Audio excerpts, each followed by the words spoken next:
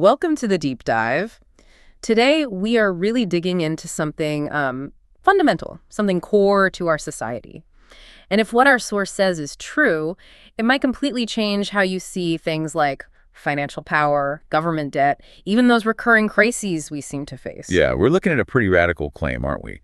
That the engine of our global economy is, well, structurally flawed.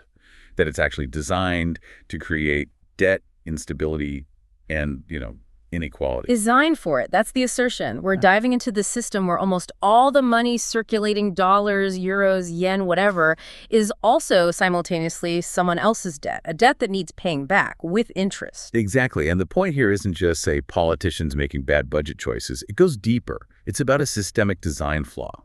And it all comes down to who gets to create the money in the first place. So for this deep dive, we're leaning heavily on the research laid out in Public Money, The System Solution, by Karo Yamaguchi and Yoka Yamaguchi. That's our main source, yes. It provides a really detailed analysis. And our mission today is pretty clear. First, we need to unpack the evidence they present for this idea of a debt money system. Where did it come from? How does it apparently guarantee instability? What are the consequences? And then the second part is crucial, too. We have to look hard at their proposed alternative. The public money system. Does it hold water? Is it feasible? Right, because the core idea, the sort of aha moment they're driving at, is that huge national debts, those scary banking crises, the way wealth seems to concentrate at the very top, these aren't bugs in the system. They're features, mathematical outcomes baked into the monetary architecture itself. That's the argument. And to really get it, we need to look at some surprising history. Moments when this system was challenged and, well, what happened next? Okay, let's do that. Let's unpack this supposed flaw. And maybe the best place to start is, what even is money? The source takes us way back for that, doesn't it? It does. Over 2,000 years back, actually, to Aristotle, around 350 BCE. He defined money as nomisma, customary currency. Customary currency, meaning? Meaning its value comes from custom, from nomos law or convention, not from nature, like gold or silver might seem to have inherent value. And here's the kicker. Aristotle said because it exists by custom, it can be altered and rendered useless at will. Ah, okay. So money isn't some natural force. It's fundamentally a legal construct. It's information about value, and its rules can be changed. Exactly. It's a system design choice. And that understanding lets us see the two fundamental ways money can come into being. This is the core distinction. Public money versus debt money. Let's define those clearly. Public money first. Okay, public money is essentially interest-free money. Yeah. It's issued directly by a government or some designated public authority. Think of historical examples like maybe tally sticks or certain commodity monies. But in a modern sense, we're talking about currency created for public spending without creating an equal amount of interest-bearing debt. And the source gives a really striking modern example. Lincoln's Greenbacks. Yes, absolutely. Yeah. During the American Civil War. And this wasn't just some minor historical footnote, it was a major economic decision, a real confrontation. How so? Well, Lincoln needed huge sums to fund the Union war effort. Private bankers offered loans, but at really high, some would say usurious, interest rates like 24 to 36%. Lincoln balked. He rejected the debt? He rejected the terms. Instead, through acts of Congress, he authorized the U.S. Treasury to issue its own currency directly. The Greenbacks, over $400 million worth, interest-free. This was the government essentially creating money for its own needs, bypassing the private banking system's debt creation mechanism entirely. So keeping that financial power, that money creation power, within the public sphere. Precisely. The authors highlighted as maybe the clearest, most significant modern example of public money in action, a direct assertion of financial sovereignty. And that wasn't the only time a U.S. president directly challenged the private control over currency, according to the source. There's another, perhaps more controversial example mentioned from 1963. Right. President John F. Kennedy. He issued Executive Order 11-10 in June 1963.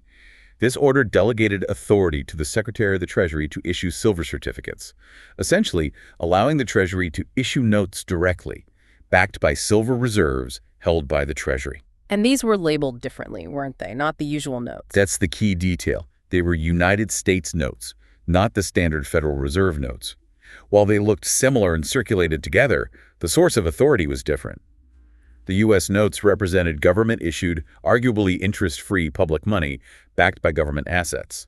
Federal Reserve notes, on the other hand, are technically liabilities of the Federal Reserve banks, which are private entities. Okay, a subtle but crucial distinction in terms of who controls the issuance. A very crucial distinction. And, well, the source material does make a point of noting the timing. Kennedy was assassinated just 6 months later, in November 1963. And they connect those dots. They don't explicitly claim causation, but they definitely raise the question. They highlight it to suggest the immense political sensitivity, the potential danger involved when anyone tries to challenge or reclaim the power of currency creation from the established private banking system. It raises profound questions about power and control. So that's public money. Government-issued, interest-free, but historically rare and maybe politically risky. Now, the other side of the coin, debt money. Debt money. This is the dominant system today. It's money issued by central banks and, critically, by commercial banks, always at interest. And here's a statistic that forms the bedrock of the problem, according to the source. Roughly 99% of the total money stock they use, M3 for Japan, M2 for the US, is actually debt money. 99%. So almost everything we use as money originates as someone's debt. That's the assertion. The vast majority of the circulating medium isn't created by governments printing notes. It's created by banks making loans. And this means the entire system relies on an ever-expanding mountain of debt just to function. Okay, that really leads us into the mechanics of banking then. Because most of us probably think, I deposit my savings, the bank holds it, then maybe lends my savings to someone else, like an intermediary. That's the common perception, yeah. The mainstream textbook view, often called the loanable funds theory. But the source, and a lot of empirical evidence cited, says this is fundamentally wrong, a misconception. How does it actually work then, according to this analysis? Where does the money for a loan come from? It confirms that banks create money ex nihilo, out of nothing. When you, the listener, go get a mortgage for, say, $200,000, the bank doesn't check if some saver just deposited $200,000. No. It approves the loan based on your creditworthiness and collateral. Then it simply types the numbers $200,000 into your bank account. Poof. That $200,000 deposit is brand new money. It didn't exist anywhere in the system before the bank created it by issuing that loan, that debt. So the loan creates the deposit, not the other way around. Exactly. The loan creates the deposit. This is sometimes called the endogenous money theory, recognized even by central banks like the Bank of England in their own publications. Money is created when banks lend. Wow. Okay, but how is this legally possible? It feels like alchemy. What's the legal structure behind it? This is where it gets quite interesting, legally speaking. The source points to concepts like the Depositor Fungibles contract. It goes back to Roman law and is reflected in modern civil codes, like Article 666 in Japan's code. Deposit of fungibles? What does that mean for me and my bank account? It means when you deposit cash into a bank, you are not engaging in what's called bailment. Bailment is like leaving your coat in a cloakroom. You expect to get that specific coat back. It's still legally yours, just stored. But a bank deposit is different. Money is considered fungible. $1 is interchangeable with any other dollar. So when you deposit it, the legal ownership of that cash transfers to the bank. Your deposit balance isn't your money sitting in a vault. It's legally an IOU from the bank to you. It's a liability on the bank's books. You become an unsecured creditor of the bank. So if I have, say, $10,000 in my checking account, I haven't stored $10,000. I've lent $10,000 to the bank. Legally, yes. That's the framework. And under the fractional reserve system, the bank only needs to keep a small fraction of that deposit as reserves. Though reserve requirements have become more complex recently, it can then use its position to create new loans, and thus new deposits far exceeding its reserves. So my deposit enables them to create even more debt money for someone else. In a way, yes. Though it's more accurate to say the bank's overall capital position and regulatory environment allow it to create loans. But the key is the money created for the borrower is fundamentally the borrower's own debt, just instantly transformed into spendable bank deposits. This isn't a new critique, is it? I think you mentioned Irving Fisher earlier. Right. Professor Irving Fisher of Yale, a prominent economist in the early 20th century. Back in 1935, he wrote about this very mechanism. He observed that around 90% of the money circulating then was what he called checkbook money, bank deposits. And he described it as a synthetic substitute for real money, created by the banks themselves directly out of the loan, out of the borrower's promise to pay. And he wasn't happy about it. Not at all. He found it deeply problematic. Mm-hmm. He called the power of commercial banks to essentially create and destroy the nation's circulating medium highly irregular and irresponsible. He argued this power should belong solely to the government, not private banks acting largely outside of direct public control or mandate. So the fact that 99% of our money today, according to this source, operates under this debt creation structure, that is the systemic flaw they're pointing to. That's the absolute core of it. Money is debt in this system. And if money is debt, what does that mean for the economy as a whole, for stability? Well, it leads to some very predictable and worrying macroeconomic consequences. The source materials present compelling empirical data on this. They show a remarkably strong correlation, almost a one-to-one tracking, between the total money stock, like M2 in the US or M3 in Japan, and the total debts in the economy. That includes private debt, corporate debt, and government debt. This relationship holds up over time. Yes, very clearly. These are charts for the US going back to 1945, and for Japan from 1980 onwards. The lines for money stock and total debts move almost in lockstep. Okay, so what does that correlation tell us? It confirms the mechanism we just discussed.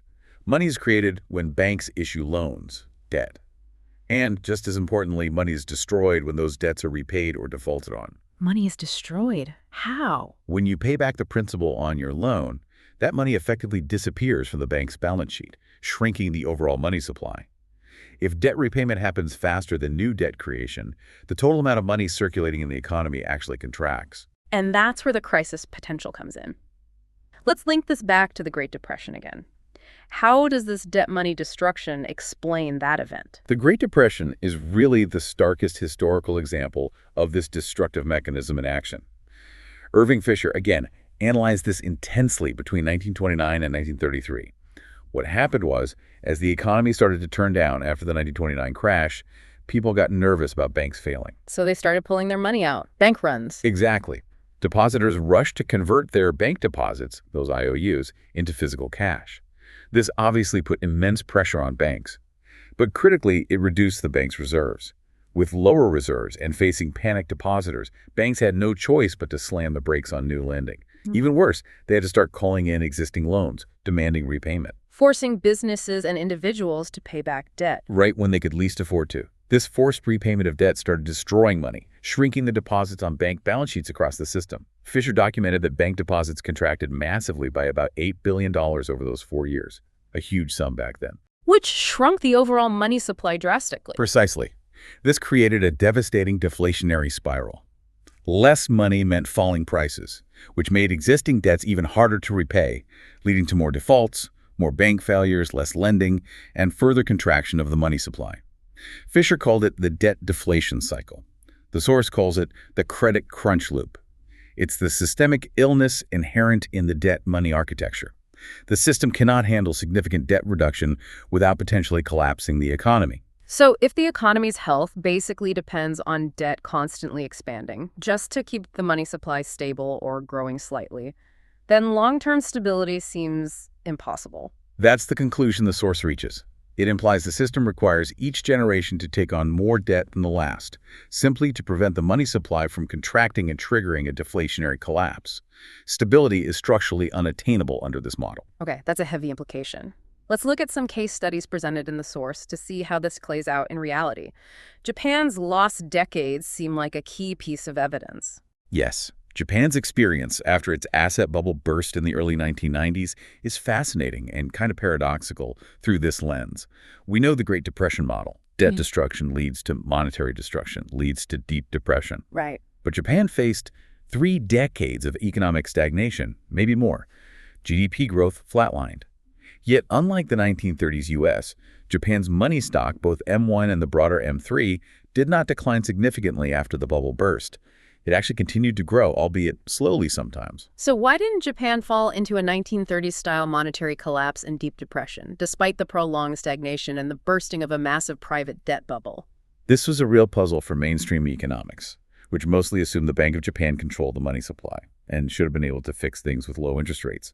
They couldn't really explain why decades of near-zero rates didn't reignite strong growth. So how does the Yamaguchi analysis, focusing on debt money, explain this anomaly? They use what's called decomposition analysis, breaking down the changes in the money supply. And they find something remarkable.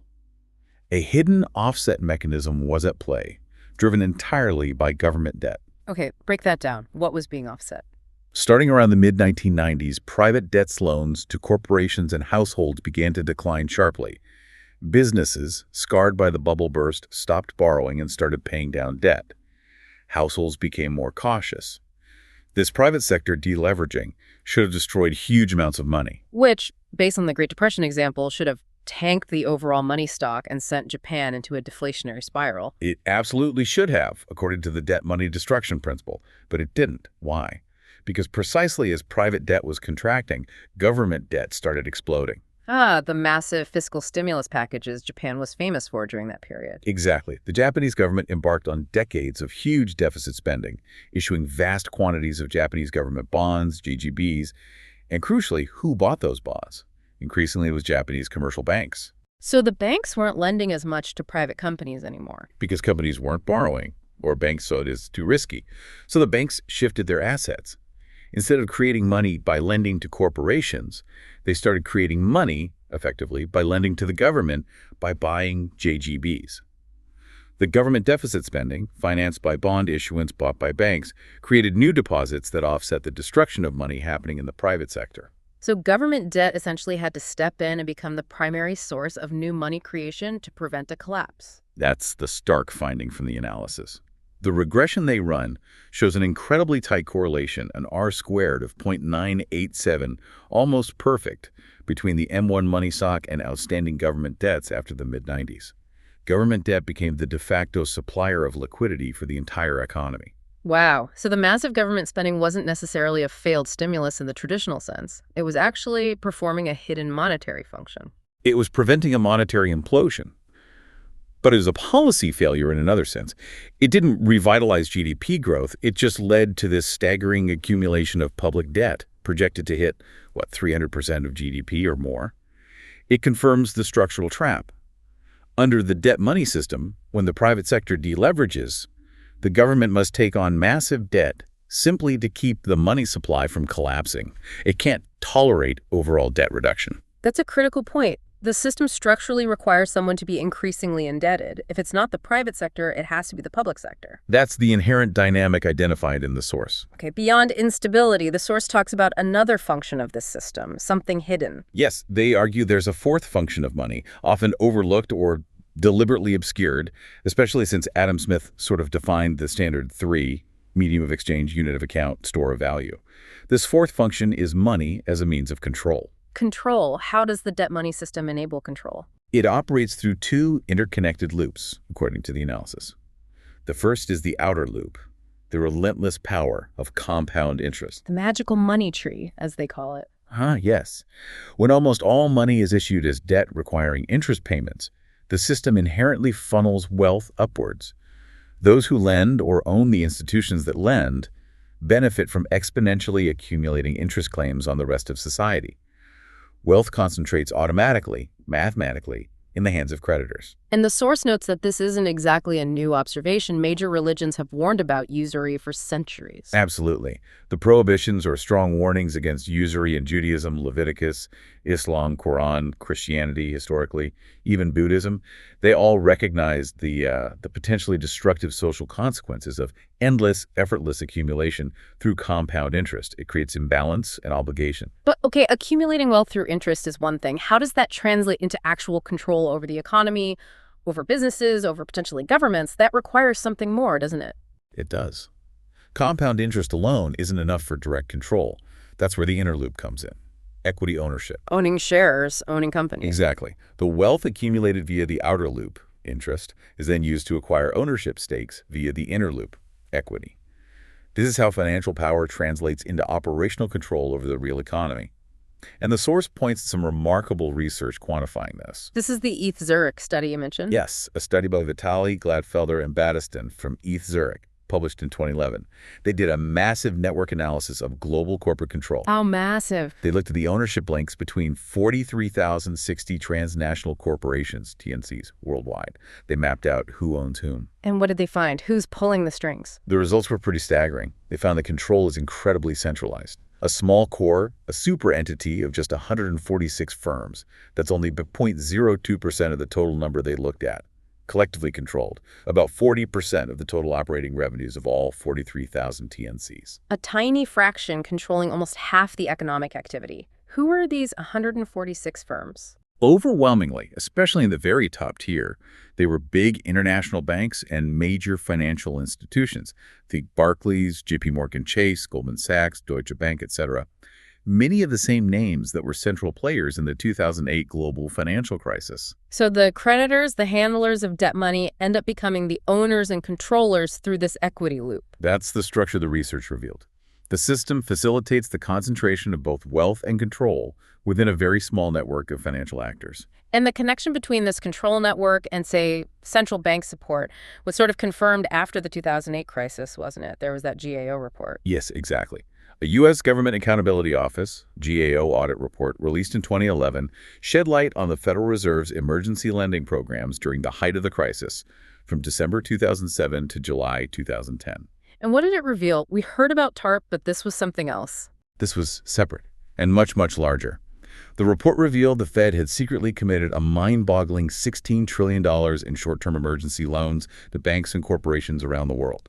$16 trillion. Created essentially out of thin air by the Fed with a flick of a keyboard, as the source puts it, to prop up these failing institutions. 16 trillion, that's more than the U.S. GDP at the time. And who got this money? Many of the recipients were the very too-big-to-fail banks that dominated the global financial system. And here's the crucial link the source makes. They cross-referenced the GAO bailout data with the ETH Zurich Control Network study. And they found that 11 of the top 50 controlling firms identified by the Zurich study, the absolute core of global corporate control, were direct recipients of these massive secret Fed bailouts. So the central bank, created ostensibly to serve the public, ended up using trillions created from nothing to rescue the very private institutions identified as controlling the global economy. That's the interpretation presented. It highlights this incredibly tight, perhaps self-serving nexus between the dominant private financial institutions and the central banking system that underwrites their existence, especially in times of crisis. It confirms where the power truly lies, according to this analysis. Okay, so we have instability from debt money, concentration of wealth from interest, concentration of control from equity. The source then argues there's one final tactic used by those in control: the divide and rule strategy. Yes. This is presented as the end game, or perhaps the ongoing maintenance strategy for the system. The argument is that those who control the financial levers, the creation and allocation of money, can use this power subtly, or not so subtly, to maintain their dominance. How?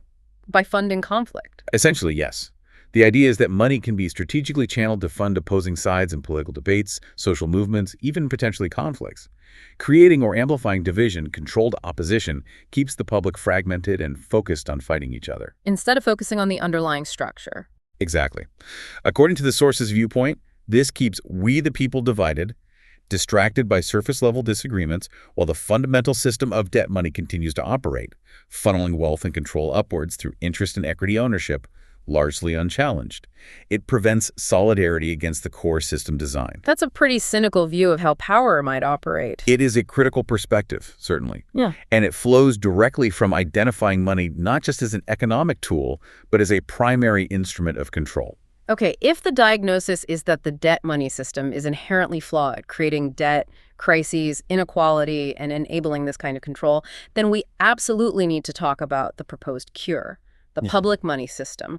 What's the key step? The absolute cornerstone, the foundational reform, is legally requiring all banks handling demand deposits, checking accounts, essentially to maintain a 100% reserve ratio. 100% reserves. What does that actually mean for a bank? It means that for every dollar deposited in a checking account, the bank must hold $1 in actual reserves, likely central bank reserves or vault cash. It completely prohibits the bank from creating new money by making loans against those demand deposits, which is the essence of fractional reserve banking. So it fundamentally changes what banks do. Completely. It transforms them from money creators into true money intermediaries. If you deposit $1,000 in your checking account, the bank acts as a custodian, a safekeeper. That $1,000 remains legally yours. It's bailment again. And lending. Can banks still lend money? Yes, but only money they actually have. They could lend out funds from genuine savings accounts, term deposits where people agree to leave money for a fixed period, or money they borrow themselves, perhaps from the central bank or other sources. But they cannot create money out of thin air simply by issuing a loan against demand deposits. It separates the payment system, checking accounts, from credit creation. So the power to create the actual money supply is taken away from private banks. Where does it go? It shifts entirely to a public authority. This is the core of the public money system. Money creation becomes a public function, managed for public benefit, not private profit. Now, the source claims this transition is feasible, even for a country like Japan with, 1,000 trillion yen in government debt? That sounds like an astronomical challenge. How would it work in practice? They outline steps, right? They do. They provide a hypothetical transition process using Japan as the example, outlining roughly 7 key stages. Okay, let's walk through them. Step 1. First, you need the new institutional framework. So, step 1, establish a dedicated public monetary authority, PMA, and likely a new Ministry of Public Money, MPM, to oversee it. Got it. New bodies. Step 2. Step 2, nationalize the existing central bank. In Japan's case, take the Bank of Japan, BOJ, fully into public ownership and integrate it into the MPM structure. Its functions would change dramatically. Okay, central bank becomes truly public. Step 3. This sounds like the big one. Step 3, initial debt redemption. This is where the magic, or rather the accounting, happens. The government, through its new MPMA, would issue brand new, interest-free public money. Let's call them government deposits. It would use this new money to immediately redeem all the government bonds currently held by the now nationalized central bank. So the debt the government owed to its own central bank just gets canceled out. Exactly. In the Japan example, the BOJ held about 500 trillion yen of JGBs. So poof, half the national debt disappears overnight, replaced by an asset, government deposits, on the former BOJ's books, but with no interest burden for the government. Wow. Okay. What about the other half of the debt, the JGBs held by private banks, pension funds, foreigners? Step 4, redeem remaining debt. That remaining debt is redeemed systematically over a planned period. The government would issue more public money as needed to buy back those bonds as they mature, or potentially through market operations. The simulation in the source suggests Japan could reach effectively zero government debt by around 2029 under this plan. Zero government debt. That's revolutionary. What are the other steps? Step 5, new money issuance rules. Establish clear, disciplined rules for how new public money will be created and injected into the economy going forward, presumably to finance public infrastructure, essential services, or perhaps distributed as a citizen's dividend, replacing the old debt-based creation. Step 6, full reserve transition. Mandate and oversee the transition of all commercial banks to the 100% reserve requirement for demand deposits. Step 7, phased implementation. Manage this whole process carefully over a defined time frame to ensure financial stability. Okay, it's a detailed plan. But the big red flag for many people would be, wait, you're giving the government the power to just create money. Isn't that a recipe for runaway inflation? Weimar Republic, Zimbabwe, how do you prevent political abuse? That is the absolute critical question, and the proposed answer lies in strict governance and discipline built into the system's design. The PMA must be independent, shielded from short-term political pressures. Independence is hard to guarantee. Through structure and rules, they propose a balance of power. The demand side for funds, say the Treasury or Ministry of Finance, outlining spending needs, must be separate from and balanced against the supply side, the MPMA controlling the actual issuance of public money. But the most important safeguard is what they call the resignation clause. A resignation clause. For whom? For the head of the Ministry of Public Money, or the equivalent top official responsible for money creation. It's a legally binding requirement. What does it require? It stipulates that if inflation measured by a specific agreed-upon metric like core CPI goes outside a predefined target range, say plus or minus 5%, though the exact range would be debated, and stays outside that range for a set period, like 5 consecutive months, then the minister must resign immediately. Wow. So real personal accountability tied directly to the inflation target. Exactly. It creates a powerful, non-negotiable incentive for the monetary authority to prioritize price stability above political expediency. It's a hardwired disciplinary mechanism to prevent the abuse that people rightly fear. Okay, that's a serious attempt to address the governance issue. Now let's bring this into the digital age. Money is increasingly electronic. Does public money work digitally? How does it compare to, say, central bank digital currencies, CBDCs that we hear so much about? This is a crucial fork in the road. Money is information now. The future is digital. The choice, according to the source, is between electronic public money, EPM, which is the digital version of the system we just described, and central bank digital currency, CBDC, which is essentially the digital version of the existing debt money system issued by central banks. And the source seems quite wary of CBDCs. Very wary, especially of retail CBDCs, the kind that individual citizens would use directly. The major concern is that most proposed CBDCs are account-based. Meaning linked to my identity? Yes. Your CBDC holdings would be in an account tied directly to you. This allows the issuing authority, the central bank, or government potentially unprecedented visibility into and control over every single transaction you make. It risks becoming a system of total financial surveillance. Surveillance is one thing, but you mentioned control earlier. That's the deeper fear. An account-based CBDC could become a powerful tool for social engineering or political control. Imagine, the state could potentially program the money, impose negative interest rates directly on your holdings, put expiration dates on funds to force spending, block transactions for certain goods like fossil fuels maybe, or even integrate it with a social credit system. So your money could be turned off or restricted based on your behavior or political views. That's the dystopian potential highlighted. CBDCs could be used for targeted sanctions against domestic dissidents just as easily as against foreign adversaries. It concentrates immense power. So how is electronic public money, EPM, different? How does it protect privacy and freedom? EPM, as envisioned in the source, must be designed as true electronic cash, or e-cash. The core principle has to be privacy by default. Electronic cash, meaning it works like physical cash but digitally. Essentially, yes. This requires it to be token-based, not account-based.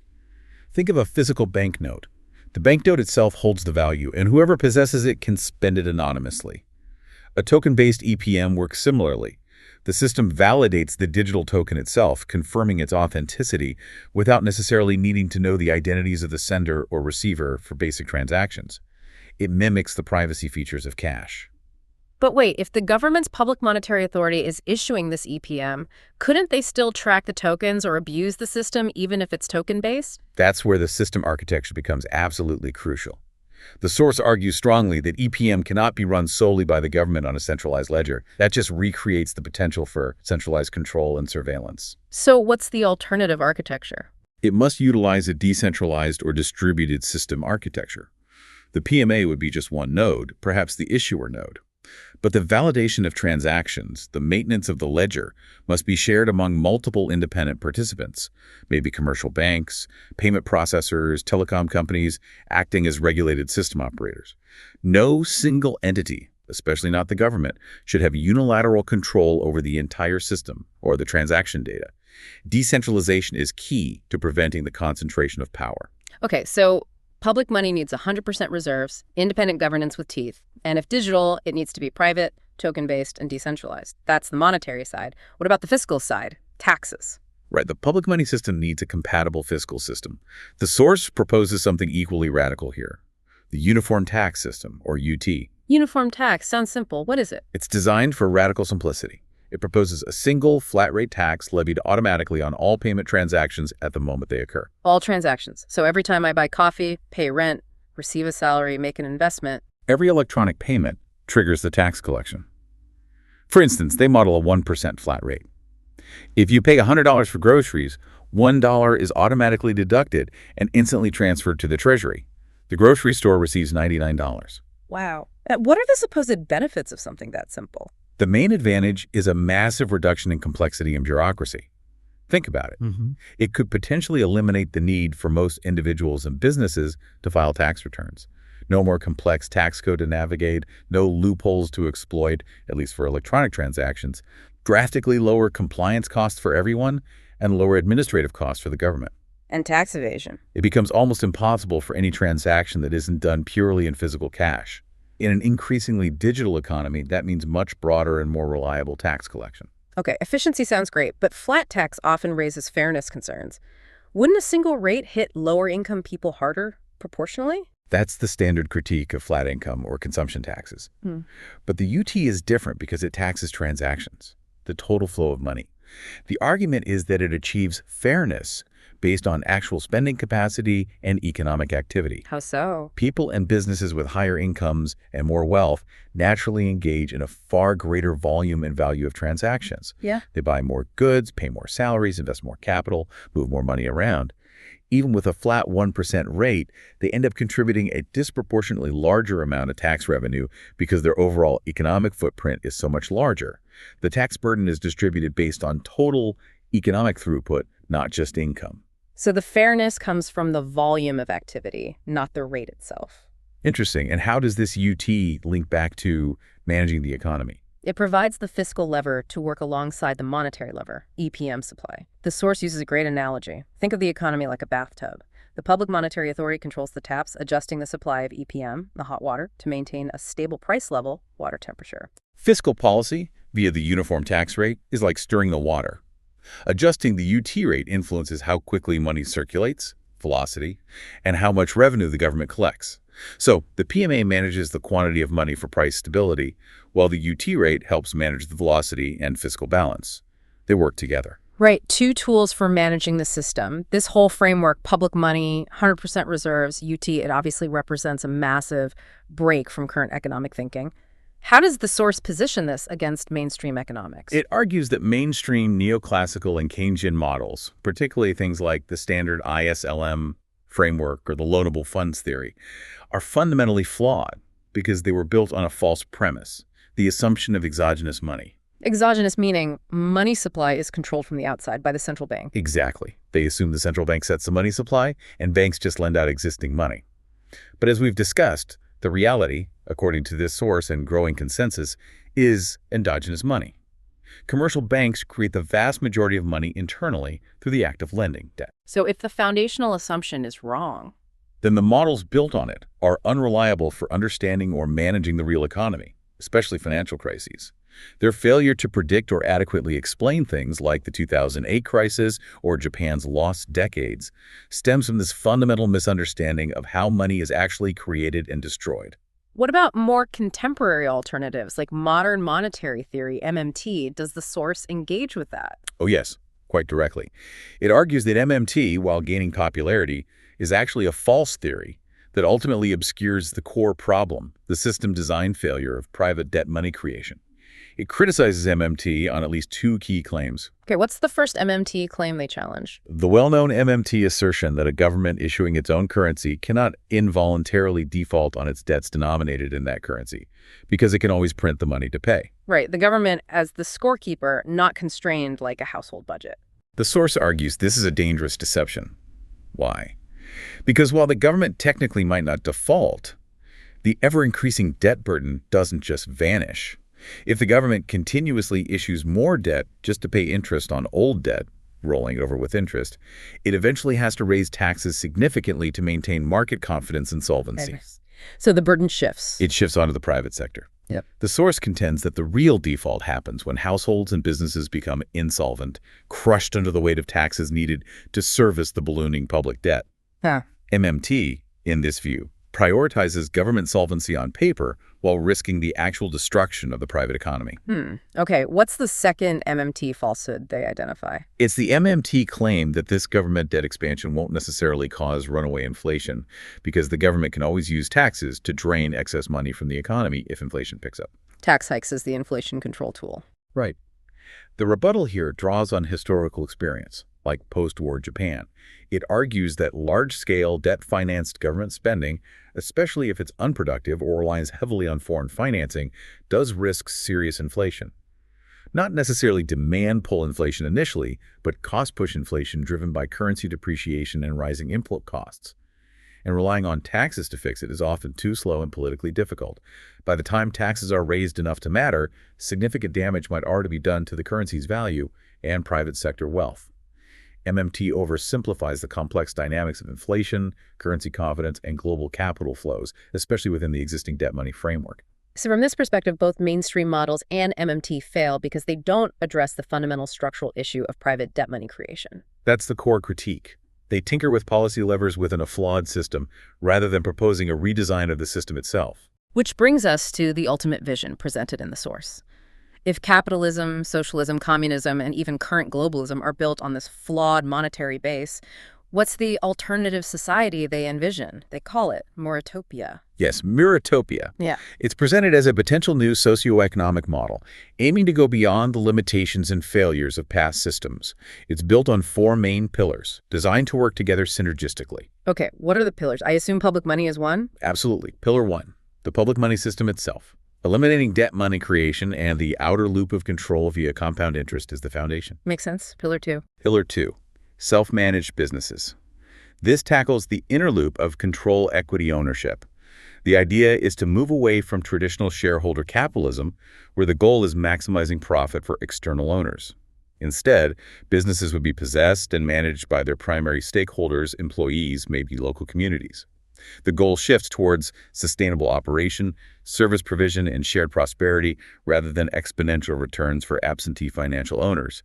It replaces equity ownership with the concept of equity possession. Replacing shareholder control with stakeholder management. That sounds like a huge shift. How would large enterprises get capital without selling shares? The argument is that within a public money system, capital allocation could work differently. Interest-free credit or direct EPM investment from the PMA could finance socially beneficial projects, replacing the need for speculative equity markets. It's definitely a utopian element requiring a significant shift in business philosophy. Okay, pillar 3. Pillar 3, a free and laborless market. This doesn't mean no work, but reframing work away from being just a cost of production or drudgery. It emphasizes automation freeing humans for more creative, self-directed activities, selfation activities, as they put it, reducing the commodification of labor. And the 4th pillar. Pillar 4, sustainability. This underpins everything. The whole system, monetary, business, social, must be designed for long-term ecological and social balance, moving away from the perpetual growth imperative inherent in the debt money system. It's a very holistic vision. And the name MuRatopia, where does that come from? It's a deliberate synthesis of ideas. Mura is Japanese for village, representing community, self-sufficiency, sustainability, and Eastern grounding. Mu comes from Zen Buddhism, signifying nothingness or emptiness, perhaps reflecting detachment from material obsession. And Ra, they connect to Latin roots meaning naked or no possession, symbolizing the Western ideal of free, equal individuals, unburdened by inherited status or perhaps even excessive property claims. So trying to blend Eastern community focus with Western individual freedom, grounded in a sound money system. That seems to be the aspiration, yes. A unified framework drawing from different traditions to create something new. Okay, this has been a really deep dive, covering a lot of ground, from Aristotle to digital currencies to utopian visions. Let's try to crystallize the main takeaways for listeners grappling with this complex critique. I think there are 3 core points that really stand out from the source's analysis. First, the fundamental nature of our current system. It's overwhelmingly a debt money system. Almost all money is created as interest-bearing debt by private banks. This isn't a neutral mechanism. It inherently drives instability, inequality, and the need for endless growth. Right. Point 1, money is debt created privately at interest. Point 2. Second, the real-world case studies, especially Japan's lost decades, demonstrate the system's structural trap. To prevent a 1930s-style monetary collapse when the private sector tries to reduce debt, the government is forced to become the debtor of last resort, taking on exponential public debt just to keep the money supply from shrinking. Massive stimulus wasn't enough to fix growth, but it was necessary to prevent systemic implosion. Okay. System requires ever-increasing debt, public or private. And the third takeaway, the way out. Third, the proposed solution isn't just policy tweaking, it's fundamental monetary reform, transitioning to a public money system. This requires specific, legally enforced structural changes, crucially. The 100% reserve requirement for demand deposits, genuinely independent public governance of money creation, with mechanisms like the resignation clause, and likely supportive reforms like the uniform tax system. It's about changing the rules of money creation itself. Change the architecture, not just fiddle with the controls. Got it. Finally, as we always do, let's leave our listeners with a final thought to chew on, something provocative that stems from all this. Well, think about that GAO report figure again. During the 2008 crisis, the Federal Reserve secretly created $16 trillion in emergency loans, essentially conjured into existence with a flick of a keyboard to stabilize the world's largest private financial institutions, the very ones identified as sitting at the center of global corporate control. $16 trillion, an almost unimaginable sum, created instantly. So the provocative thought is this. If that much money can be created out of nothing, interest-free in its initial creation by the Fed, simply to bail out the existing power structure, what does that reveal about the true potential of monetary sovereignty? What possibilities could unlock if that same power, the power to create money interest-free, was instead reclaimed, placed under disciplined public control within a public money system, and directed towards, say, funding essential infrastructure, education, healthcare, or a transition to sustainable energy, rather than just rescuing the banks? Who controls that keyboard and for whose benefit seems to be the ultimate question this analysis leaves us with.